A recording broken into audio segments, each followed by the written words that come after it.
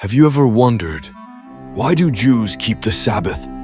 Why do Christians worship on Sunday? And why do Muslims fast during Ramadan? The three major Abrahamic faiths, Judaism, Christianity, and Islam, all uphold sacred days, holy times set apart. But why are they so different? Are you sure you're worshiping on the right day? Which day is truly chosen by God? And why might that matter more than we think? What seems like a simple question actually opens the door to a profound journey through time, faith, and obedience to the divine, each path offering a unique answer. In this video, we'll uncover the history, theology, and spiritual meaning behind each holy day, so we can ask ourselves, is there one sacred day meant for all humanity? Or does each tradition reflect a divine mission of its own? The holy day, a shared concept, but deeply divided. What makes a day holy? Is it a command from God? A tradition passed down through generations? Or is it something far deeper? An encounter between the divine and the human, marked in time? Across the Abrahamic religions, Judaism, Christianity, and Islam, the idea of setting aside a sacred day is deeply rooted. But here's the surprise. Though all three faiths agree on the importance of such a day, they do not agree on which day is truly holy. In Judaism, the Sabbath, Shabbat, begins Friday evening and ends at sunset on Saturday. It is a day of rest, consecrated by God Himself at the creation of the world. Genesis 2:2-3. Keeping the Sabbath is not just a tradition, it's a commandment, enshrined in the 10 Commandments and woven into the identity of the Jewish people. It is the covenantal sign between Israel and the Lord. In Christianity, however, Sunday replaced the Sabbath as the primary day of worship. Why? Because Jesus Christ rose from the dead on the first day of the week. Sunday became the Lord's Day. For early Christians, this wasn't just a shift in calendar, it was a theological revolution. The resurrection marked the beginning of a new creation, and Sunday symbolized a new covenant. But this transition sparked friction between Jewish Christians and Gentile converts. Was the law of Moses being set aside, or was it being fulfilled in a new way? Then, in Islam, we find yet another rhythm. Friday, Jumu'ah, holds a special place. It is not a rest day like the Jewish Sabbath, but a day of congregational worship, where Muslims gather at the mosque for a communal prayer around midday. Interestingly, while Ramadan is often mentioned in popular discourse as Islam's holy time, it's important to clarify. Ramadan is a sacred month, not a weekly day of rest. The real weekly spiritual focus is Friday, Jumu'ah, a day filled with blessing and reflection. So, what do we have here? 3 global religions, 3 different days, 3 claims to divine appointment. And this leads us to a deeply provocative question. Are you sure you're worshiping on the right day? For centuries, these different holy days have shaped not just religious life, but entire cultures and nations. They affect work schedules, legal systems, family dynamics, and even political conflicts. But perhaps more than anything, they challenge us to think, why does God care about one day more than another? Or maybe the better question is, what does it say about us that we need a day to remember Him? In today's world, where everything is fast, noisy, and relentlessly busy, setting aside sacred time isn't just a religious duty. It's an act of rebellion against chaos. Whether it's lighting Sabbath candles, receiving the Eucharist on Sunday morning, or bowing in prayer on Friday afternoon, holy days are more than rituals. They are rhythms of the soul, aligning our lives with something greater. But if these rhythms are different, are we still listening to the same divine conductor?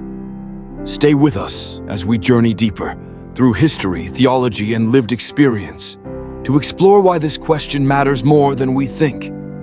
Sabbath, Jumu'ah, and Sunday, 3 days, Three visions. What if the holiest day of the week wasn't the same for everyone? For Jews, it's Saturday. For Muslims, it's Friday.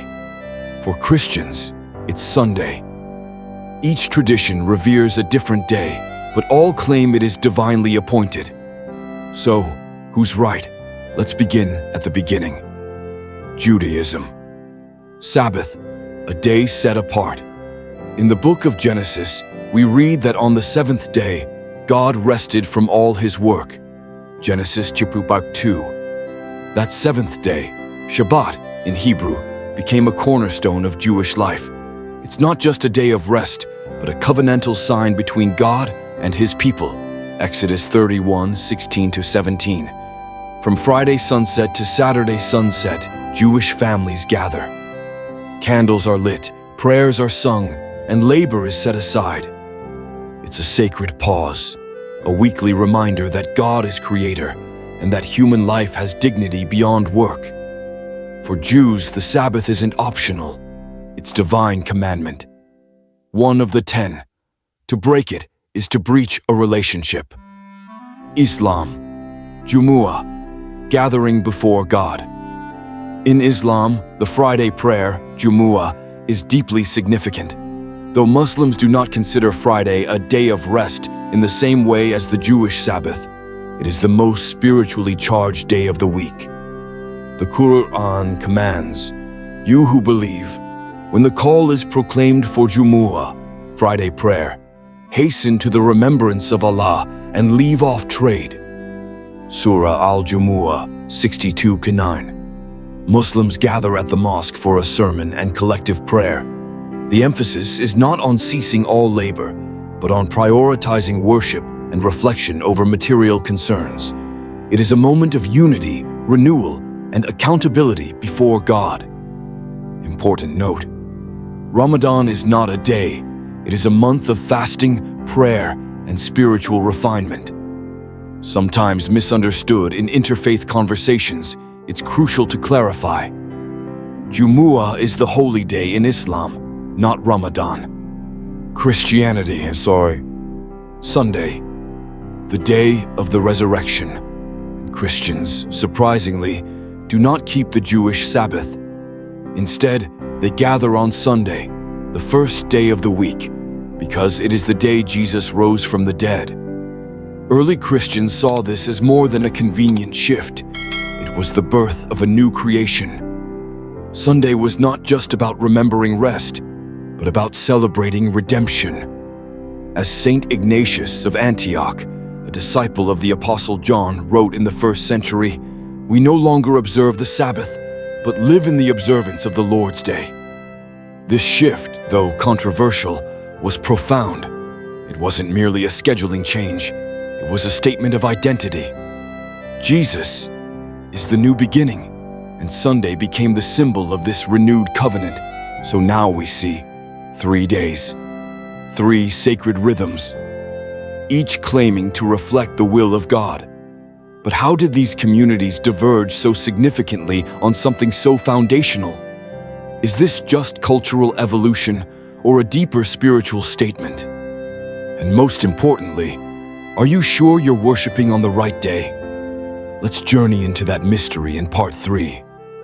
A history of separation. Why did each faith choose a different day? First glance, the idea of a holy day seems like a simple matter of tradition.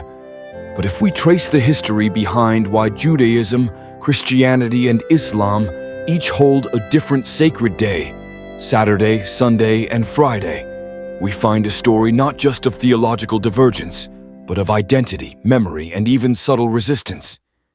In Judaism, the Sabbath, Shabbat, on Saturday is rooted directly in the creation story. On the 7th day, God rested. Genesis 2:2. This wasn't just divine leisure. It was a cosmic rhythm established by God himself. Observing the Sabbath became the mark of the covenant between God and Israel. To this day, the act of lighting candles on Friday evening, resting from labor, and blessing the family table isn't merely cultural. It is a reenactment of divine intention. Early Christians, however, faced a crossroads. Most of Jesus' first followers were Jews and still observed the Sabbath. But something seismic happened. Jesus rose from the dead on a Sunday. For them, this was the beginning of a new creation. Sunday became the Lord's Day, the day of resurrection, light, and rebirth. Over time, as Gentile converts outnumbered Jewish Christians, the early church gradually shifted from the Sabbath to Sunday, marking not a rejection, but a recentering, not on the end of the week, but on a new beginning. This shift was not without tension. Some early Christians, especially those still immersed in Jewish customs, struggled with the transition. The split deepened with the fall of the Jerusalem temple and the rise of a distinct Gentile church. Sunday observance became both a symbol of Christian identity and, subtly, a distinction from Jewish tradition. Islam, emerging centuries later, introduced yet another rhythm: Jumu'ah, or the Friday congregational prayer. Contrary to common misunderstanding, Friday is not a day of rest like the Jewish Sabbath. Muslims continue to work on Fridays, but they pause in the middle of the day for communal prayer and reflection, as instructed in Surah Al-Jumu'ah, Quran 62-9. It's a sacred gathering, not a cessation of labor. And what about Ramadan? It's essential to clarify. Ramadan is not a day, but a holy month. While highly sacred, it doesn't replace a weekly day of worship like Sabbath or Sunday. To conflate Ramadan with a holy day would be a misunderstanding of Islamic tradition. The weekly holy day in Islam is Friday, rooted not in rest, but in remembrance and submission.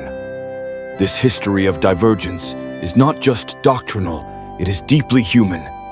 Each shift reflects a people's desire to live their faith in time, to mark identity, to say, this is when we pause, this is when we belong. So, why does it matter?